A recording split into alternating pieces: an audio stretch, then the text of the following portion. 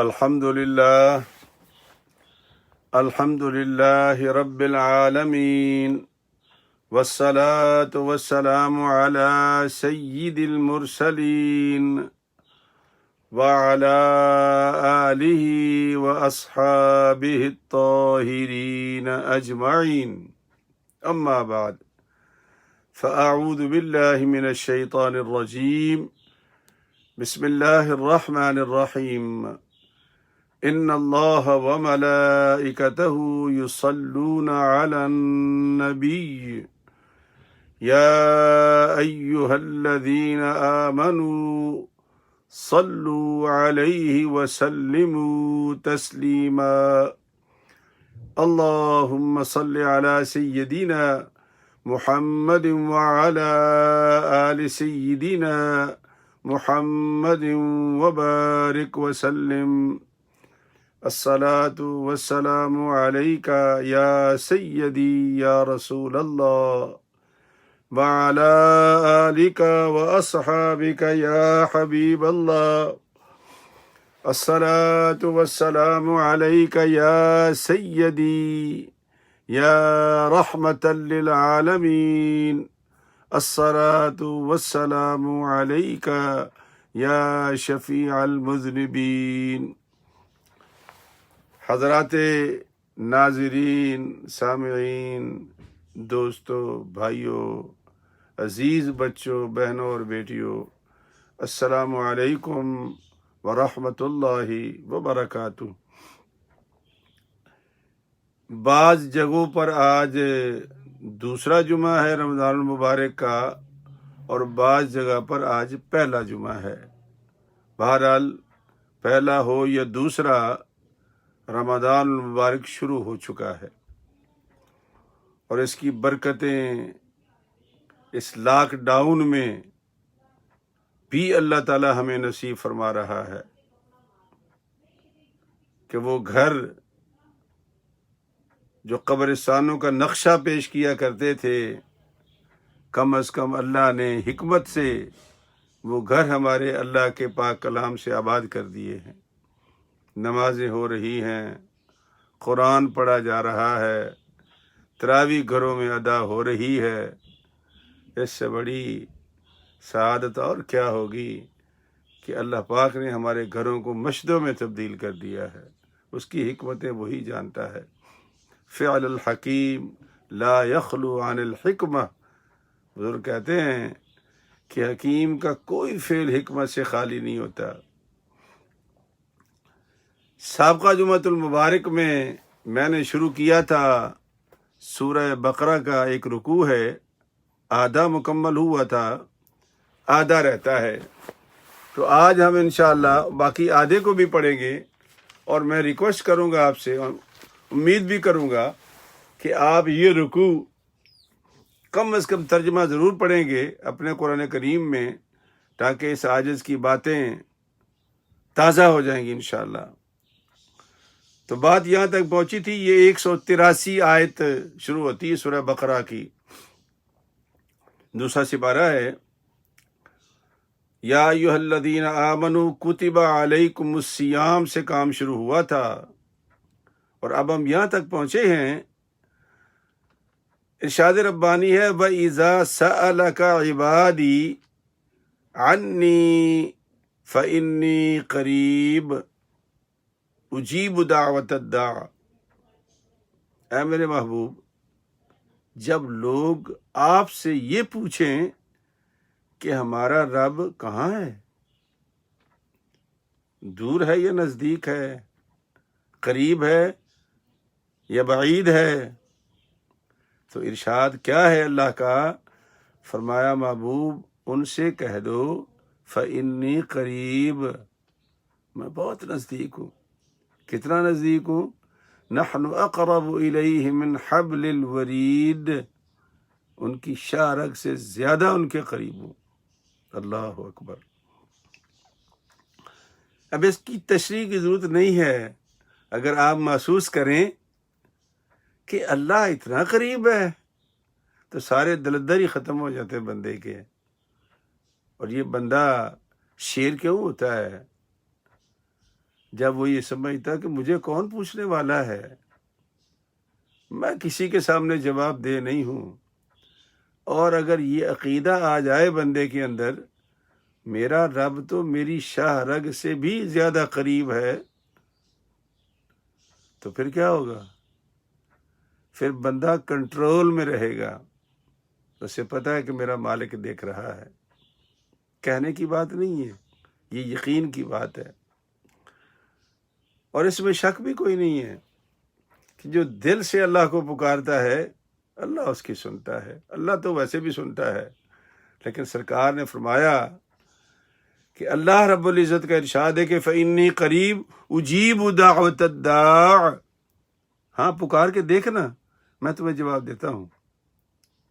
جب تم نے پکارنا ہی نہیں ہے، تمہاری نیت میں ہی نہیں ہے، مسائل آتے ہیں نا ہمارے، ہم کیا کرتے ہیں، اور جی یار فلاں سے کہوں گا وہ حل کر دے گا، اچھا یہ کہہ دیتا ہوں، وہ کہہ دیتا ہوں، اس کو کہہ دوں گا، وہ بات ہی کوئی نہیں، ہو جائے گا۔ اللہ فرماتا ہے اگر تو یہ یقین کر لیتا کہ میں تو تیری شاہ رگ کے زیادہ قریب ہوں، تو مجھ سے کہتا کہ یا اللہ میرا یہ کام ہے، اس کے بعد تم مالک کا کرم دیکھنا، پتہ نہیں کس کی ڈیوٹی لگا دوں، پتہ نہیں کون آئے تیری مدد کرنے کے لیے، تمہیں پتہ بھی نہ ہو۔ وَمَن يَتَوَكَّلْ عَلَى اللَّهِ فَهُوَ حَسْبُهُ، جس نے اس ذات پر بھروسہ کیا اللہ اس کے لیے کافی ہو گیا۔ وَيَرْزُقْهُ مِنْ حَيْثُ لَا يَحْتَسِبُ، رزق کی بات کرتا ہے نا، تو پھر میں تمہیں وہاں سے رزق دوں گا جہاں سے تیرا گمان بھی نہیں ہوگا، لیکن شرط ایک ہے کہ تو یقین کر لے کہ میں تیرے ساتھ ہوں۔ فرمایا فَلْيَسْتَجِيبُوا لِي وَلْيُؤْمِنُوا بِي، مان کہ میں ہی جواب دیتا ہوں، مان کہ میں ہی تیرا مالک ہوں، اور جب تم مان جائے گا، ہاں جی، اس کے بعد کیا ہوگا؟ تیرا راستہ سیدھا ہو جائے گا۔ جو یقین کر لیتا ہے اس کا راستہ سیدھا ہو جاتا ہے، جو یقین نہیں کرتا وہ کہتا کہ ہم چما دیگرے نیست۔ آج کل جملہ سنا نا آپ نے لوگوں سے، کیا کہتے، او تو مینوں نہیں جاندا، اچھا جاننے والی ایک ہی ذات ہے اور وہ اللہ کی ذات ہے۔ ارے تو مٹی کا پتلا ہے، مِن ماء مہین، ناپاک قطرے کی پیدائش ہے تو، مِن ماء مہین، یہ تیری اوقات ہے، یہ تو اوقات اللہ نے ہماری بنائی ہے۔ مفتی صاحب بنا دیا، حضرت صاحب بنا دیا، صوفی صاحب بنا دیا، عالم بنا دیا، ڈاکٹر بنا دیا، انجینئر بنا دیا، یہ تو اس کا کرم ہے، وگرنہ ہماری حیثیت کیا ہے؟ اس لیے تو اللہ پاک نے جب انسان بنایا تھا، الذی خلقک فسواک فعدلک فی ای صورت ما شاء رکبک، جب یہ کہا تو فرمایا فتبارک اللہ احسن الخالقین، اے اللہ مبارک ہو تجھے، تم نے یہ انسان بنا کر کیا خوبصورت چیز بنائی ہے۔ اللہ اکبر، یہ ہے اللہ کا کام۔ فرمایا احل لکم لیلۃ الصیام الرفث الی نسائکم ہن لباس لکم وانتم لباس لہن علم اللہ انکم کنتم تختانون انفسکم فتاب علیکم وعفا عنکم۔ سرکار کے زمانے میں جب یہ رمضان شریف شروع ہوا تھا، جب روزہ کھولتے تھے تو جب تک عشاء کی نماز نہیں پڑھ لیتے، کھانا پینا گھر آگے پیچھے سب کچھ حلال تھا، اور جیسے ہی آپ بستر پر چلے گئے اب ہر شے حرام، نہ کھا سکتے ہو، نہ پی سکتے ہو، نہ اپنی بیوی کے کمرے میں جا سکتے ہو، نہ بیوی تمہارے کمرے میں جا سکتی ہے، ہر شے منع۔ صحابہ کرام رضوان اللہ علیہم اجمعین میں سے کوئی صحابی یہ پابندی نہ کر سکے، شرمسار اللہ کے پاک پیغمبر کی بارگاہ میں حاضر ہوئے، عرض کی آقا ہم افورڈ نہیں کر سکتے، سارے دن کام کے تھکے ہوئے ہوتے ہیں، چند لمحے تو سکون کے ہوتے ہیں، اور قرآن کہتا ہے کہ بیویاں اس لیے میں بنائی ہیں کہ لیسکن الیہا، تاکہ یہ تمہیں سکون پہنچائیں۔ یا رسول اللہ ہم تو سکون سے دور ہو گئے۔ اب وہ کوتاہیاں غلطیاں جو کی تو اللہ رب العزت کی بارگاہ میں سرکار دو عالم صلی اللہ علیہ وسلم نے عرض کی، اللہ یہ میرے بندے، یہ تیرے بندے، میرے امتی پابندی نہیں کر سکتے، ایسا کر اپنے فضل سے، اپنے کرم سے، اپنی رحمت سے ان کو اجازت دے دے، تاکہ وہ سکون وجعل بینکم مودۃ ورحمہ، وہ جو مودت و رحمت تو نے میاں بیوی کے درمیان پیدا کی ہے، لیسکن الیہا، لتسکنوا الیہا، وہ جو سکون ہے وہ ان کو میسر آ جائے۔ تو اللہ رب العزت نے فرمایا فالآن باشروہن وابتغوا ما كتب اللہ لکم وکلوا واشربوا حتی یتبین لکم الخیط الابیض من الخیط الاسود۔ یہ میں قرآن اس لیے سناتا ہوں کہ تقریریں یوٹیوب پر بڑی پڑی ہیں، میڈیا بھرا پڑا تقریروں کی۔ او اللہ کے بندو، قرآن سیکھو، جو ہماری کتاب ہے اس کو پڑھو تاکہ پتہ ہو کس کے اندر کیا لکھا ہوا ہے۔ لوگوں سے سن سن کر، کاریگروں کی باتیں نہ، قرآن خود پڑھو۔ سرکار نے جب بارگاہ ایزدی میں عرض کی، اندازہ کریں کہ سرکار دو عالم صلی اللہ علیہ وسلم کی طفیل ہمیں کتنی نعمتیں ملی ہیں۔ سب سے بڑی نعمت تو سرکار تھے۔ اللہ اکبر۔ عرض کی مالک کی بارگاہ میں، اجازت ہو گئی، فالآن باشروہن۔ اب جو اگلی بات اللہ نے فرمائی ہے یہ بڑی غور طلب ہے۔ اللہ فرماتا ہے کوئی لڑکا مانگتا ہے، کوئی بچے مانگتا ہے، یا اللہ اولاد دے دے۔ اللہ فرماتا ہے کہ یہ رمضان کی راتوں میں ایسا کیا کرو، تم اولاد کو تلاش کرو، میں تمہیں عطا کروں گا۔ سکون، مودت، رحمت۔ اب کیا ہوا؟ وابتغوا ما كتب اللہ لکم، ہو سکتا ہے کہ میں نے اولاد تمہاری رمضان کی راتوں میں لکھی ہو۔ پھر فرمایا کہ کھاؤ پیو حتی یتبین لکم الخیط الابیض من الخیط الاسود، جب سیاہ رات سے صبح صادق ہو جائے تو فرمایا صبح صادق تک تم کھا پی لیا کرو، اور تمہیں ہر کام کی اجازت ہے، ہر کام کی اجازت ہے، لیکن سحری کھایا کرو۔ اللہ کے پاک پیغمبر نے فرمایا کہ سحری ایک عطیہ خدا بندی ہے، اور کچھ نہ کر سکو تو اٹھ کے ایک گلاس پانی ہی پی لو۔ سرکار نے فرمایا کہ جو سحری کھاتا ہے، کھانا تو تم نے ہے نا، لیکن خوش اللہ ہوتا ہے، اجر ملتا ہے۔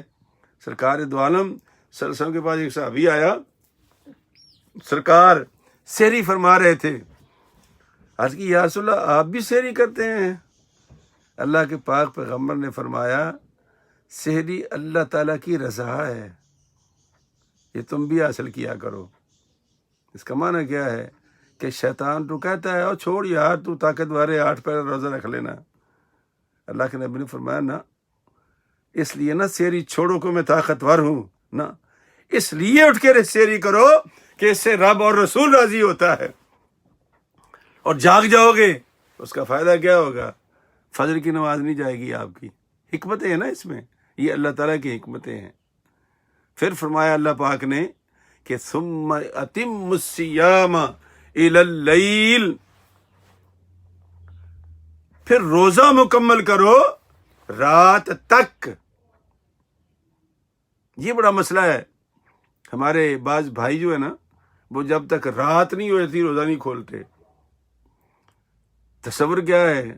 معاملہ کیا ہے؟ معاملہ یہ بھائی کہ سورج نکلا، دن طلوع ہو گیا، سورج غروب ہوا، دن ختم ہو گیا۔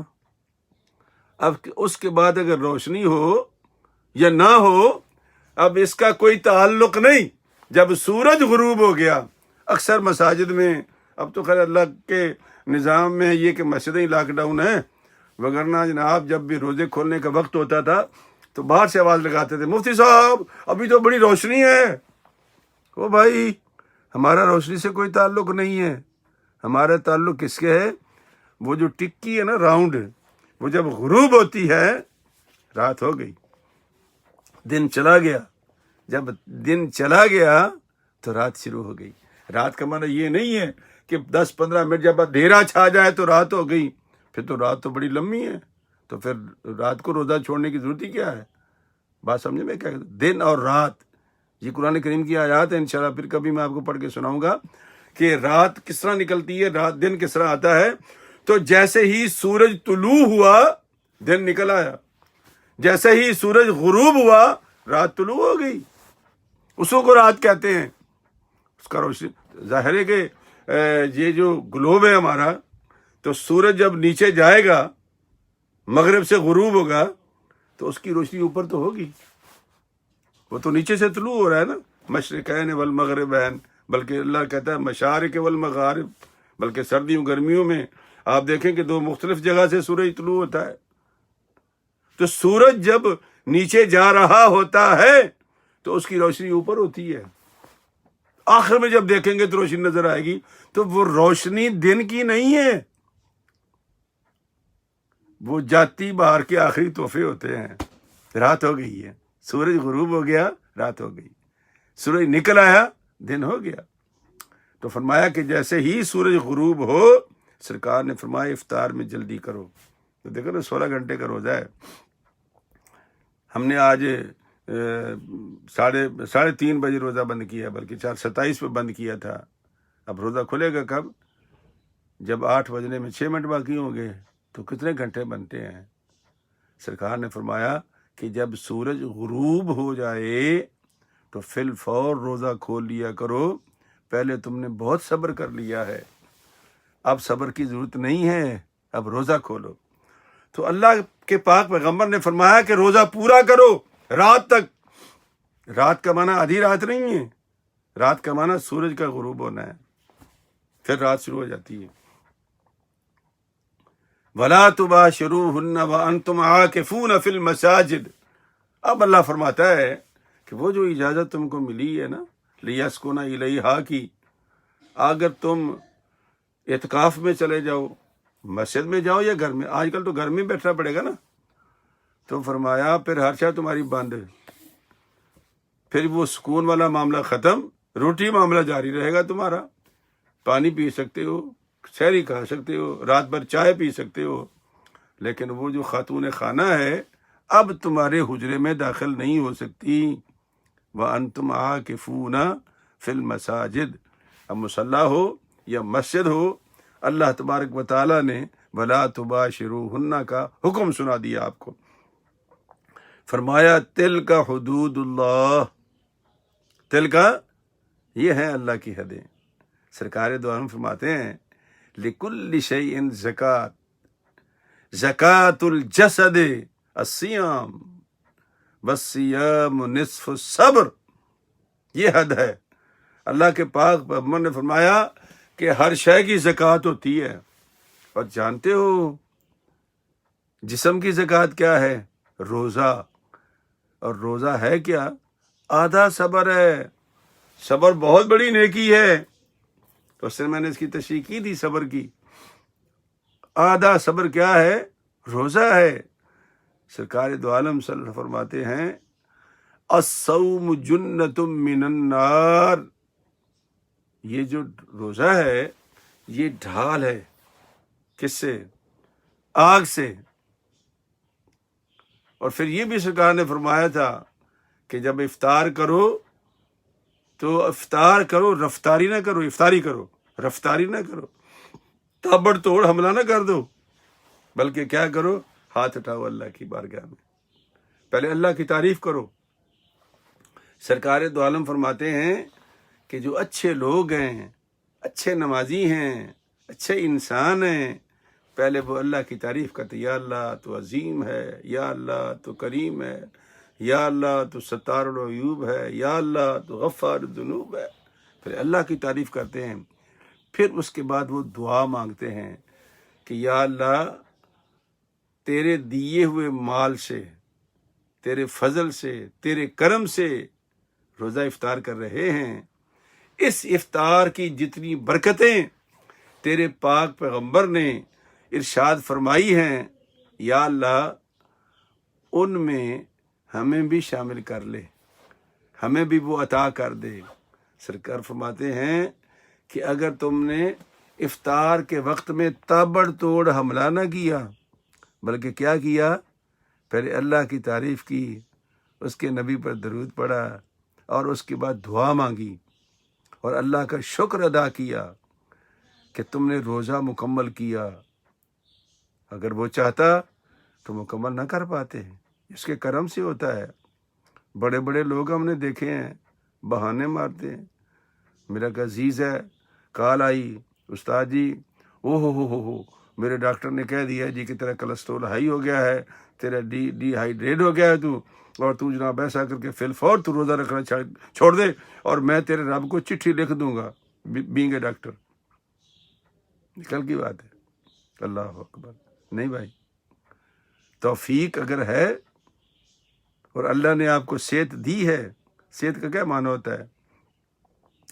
صحت کا معنی یہ ہوتا ہے کہ تو نیت کر لے کہ اللہ جب تک میری جان میں جان ہے تیری بارگاہ میں تیرا حکم مانوں گا میں۔ فائدہ تو ہمارا ہی ہے نا، روزہ رکھ کے اللہ کو کیا فائدہ ہے؟ اللہ تو کہتا ہے لن ینال اللہ لحومها ولا دماؤها ولکن ینالہ التقوی منکم۔ مجھے تو تمہارے کسی نیکی کی ضرورت نہیں ہوتی ہے، یہ قربانیاں کرتے ہو، کیا میرے کو درخت سوکھ رہے ہیں جن کی جڑوں میں نے خون ڈالنا ہے؟ مجھے کچھ ضرورت نہیں ہے، میں تو صرف یہ دیکھتا ہوں کہ تم کس نیت سے یہ کام کر رہے ہو۔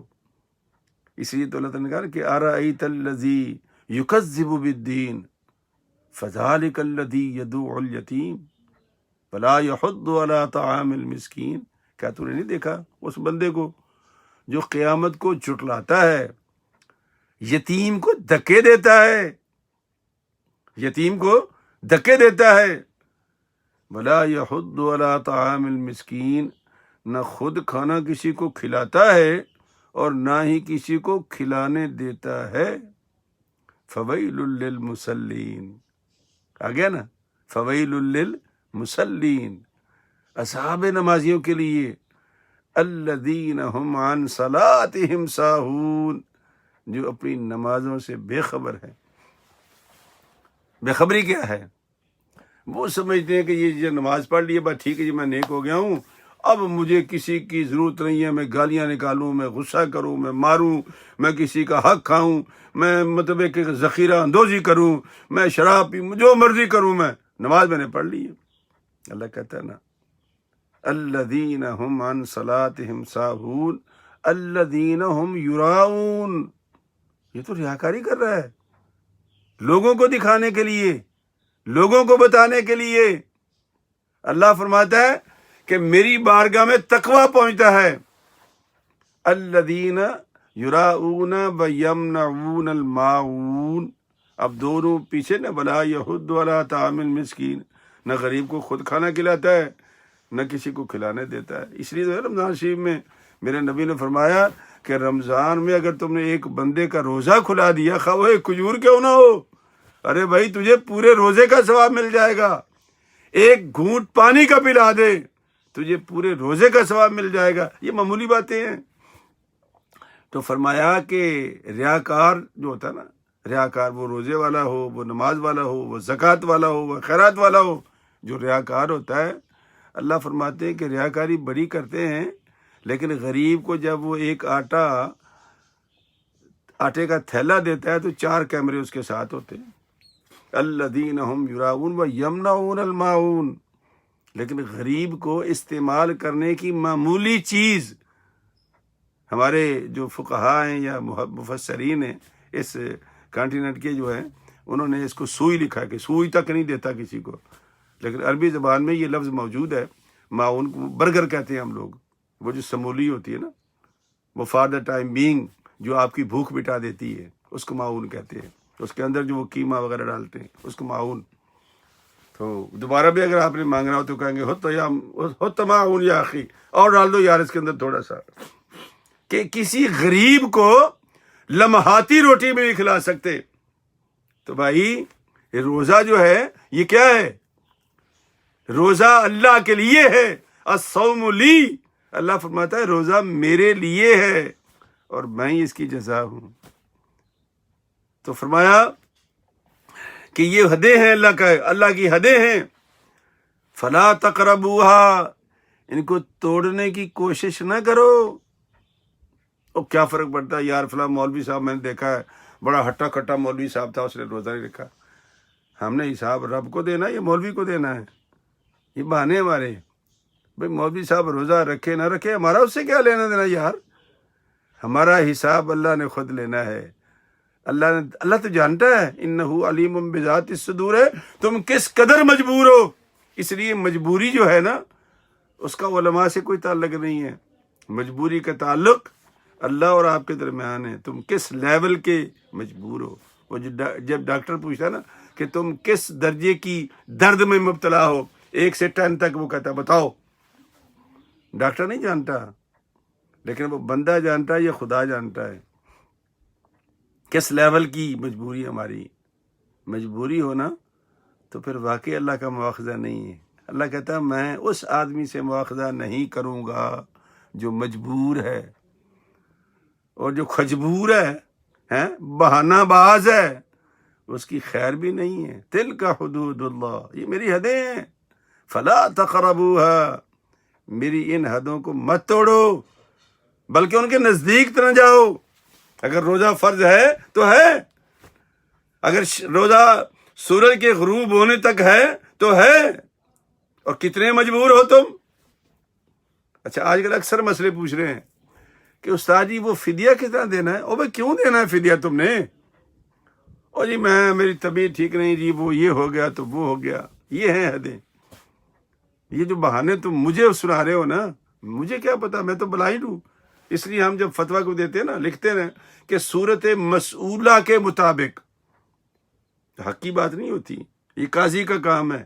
مفتی کا کام صرف بات جو آپ نے بتائی وہ جھوٹ ہے یا سچ ہے، اس نے لکھ دینا اس کے اوپر کہ صورت مسئولہ کے مطابق جو ہم سے سوال کیا گیا اس کا جواب یہ ہے.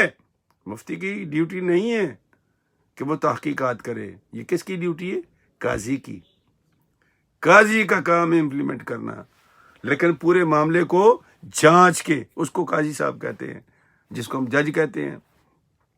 لیکن مولوی صاحب، وہ جی مولوی صاحب نے فتویٰ دے دیا. بھئی کیسا فتویٰ دیا مولوی صاحب نے؟ جو تم نے پوچھا وہ مولوی صاحب نے بتا دیا. اب اس کا اس بات سے کیا تعلق کہ تم نے جھوٹ بولا یا سچ بولا ہے؟ بات سمجھ میں کیا کہہ رہا ہوں؟ یہ حدیں ہیں، جھوٹ مت بولو. اگر امام سے کوئی بات پوچھنی ہے تو امام کو سچی بات بتاؤ، تو سچی بات کا جواب سچا دے گا. وگرنہ اس نے تو کہہ دینا ہے کہ جو تم نے پوچھا تھا اس کا جواب یہ ہے. تو اللہ فرماتا ہے کہ یہ میری حدیں میں نے قائم کر دی ہیں. یہ نماز کی حد ہے، یہ روزے کی حد ہے، یہ زکوٰۃ کی حد ہے، یہ تقوی کی حد ہے، یہ بے ایمانی کی حد ہے. ان کے قریب نہ جاؤ، خطرہ ہے، ڈینجر. لکھا ہوتا 440 وولٹ لکھا ہوتا نا، خبردار اس کے قریب نہ جانا.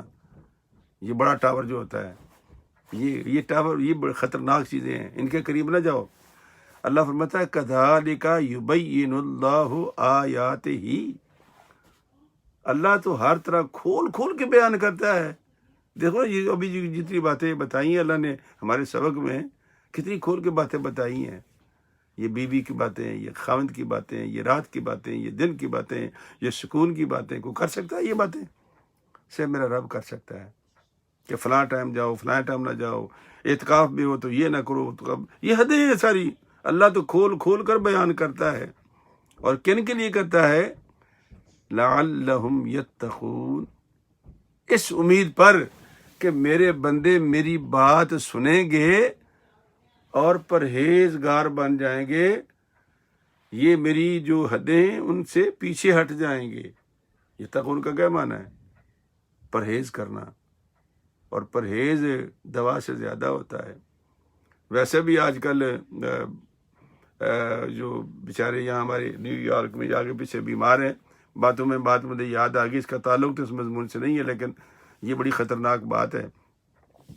کسی بیمار سے بات ہوتی ہے نا، آج کل کرونا کے مریض بہت ہیں، تو جو بھی اس کا کہتا ہے ہوئے ہوئے ہوئے ہوئے وہ یہ فلاں صاحب کو تو کرونا ہو گیا ہے، بس ہی گیا سمجھو، اب تو فلانا بھی چلا گیا تھا، فلانا بھی چلا گیا تھا، وہ بیچارہ مرنے سے پہلے مر جاتا ہے.